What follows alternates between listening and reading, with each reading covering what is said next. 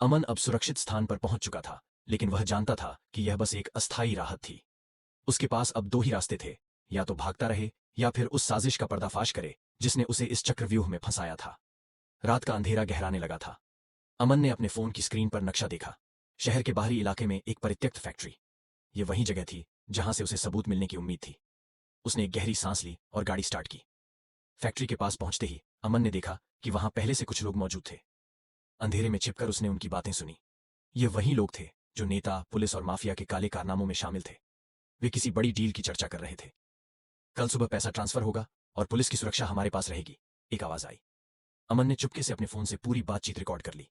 लेकिन तभी उसके पीछे किसी के पैरों की आहट हुई। उसने मुड़कर देखा। एक नकाबपोश शख्स उसके ठीक पीछे खड़ा था। अमन के पास अब समय नहीं था। उसने बिजली की फुर्ती से हमला किया और नकाबपोश को बेहोश कर दिया।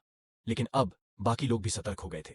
भागते हुए अमन ने पुलिस के एक ईमानदार अफसर को कॉल किया, जिसे वह पहले से जानता था। मैंने सबूत इकट्ठा कर लिए हैं, पर मुझे बाहर निकलने में मदद चाहिए।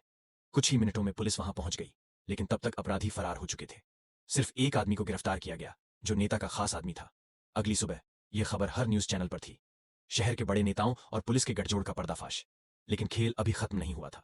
अमन जानता था कि माफिया अब उस पर निशाना साधेगा। यह जंग अभी और खतरनाक होने वाली थी। अमन ने तेजी से होटल की छत से नीचे उतरने का रास्ता खोजा। वह जानता था कि अब उसे जल्द से जल्द गायब होना होगा। लेकिन बाहर निकलते ही उसने देखा कि सड़क पर कई गाड़ियां आकर रुकी थीं। माफिया के गुंडे और कुछ पुलिसकर्मी भी थे। उसने तुरंत एक सर्विस डोर का इस्तेमाल किया और होटल के बेसमेंट से होते हुए पिछले गली की ओर भागा। लेकिन जैसे ही वह वहां पहुंचा, उसके फोन पर एक कॉल आया।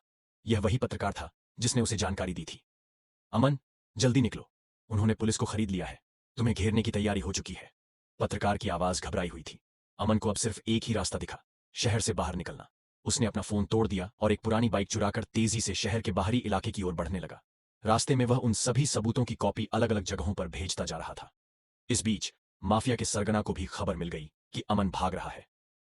अगर वह बाहर निकल गया तो हमारा खेल खत्म हो जाएगा। उसे किसी भी हालत में रोकना होगा। उसने अपने गुर्गों को आदेश दिया। अमन जंगल के रास्ते से होते हुए आगे बढ़ा, लेकिन अचानक उसकी बाइक का पेट्रोल खत्म हो गया। ये जगह सुनसान थी। चारों ओर घना जंगल और ऊपर चमकता आधा चांद। वह पैदल ही आगे बढ़ा, लेकिन तभी उसे दूर हेडलाइट्स की रोशनी नजर आई। माफिया के लोग उसका पीछा कर रहे थे। उसके पास छिपने के अलावा कोई और रास्ता नहीं था। अमन एक गुफा में जा छिपा, लेकिन यहां अंधेरा घना था। तभी उसकी नजर एक पुरानी लकड़ी की पेटी पर पड़ी। उसमें कुछ दस्तावेज थे, जो शायद पुराने किसी भ्रष्टाचार के सबूत थे। अब अमन को समझ आ चुका था कि इस शहर में भ्रष्टाचार की जड़ें कितनी गहरी थीं।